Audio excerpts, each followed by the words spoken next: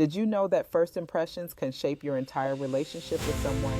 The moment we meet someone new, our brains start forming judgments within milliseconds. This is why understanding the influence of first impressions is vital for building connections. To make a positive first impression, focus on three key elements: appearance, body language, and engagement.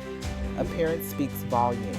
Dress appropriately for the occasion, as it reflects respect for yourself and others.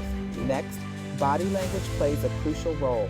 Maintain an open posture, smile genuinely, and make eye contact to convey warmth and approachability.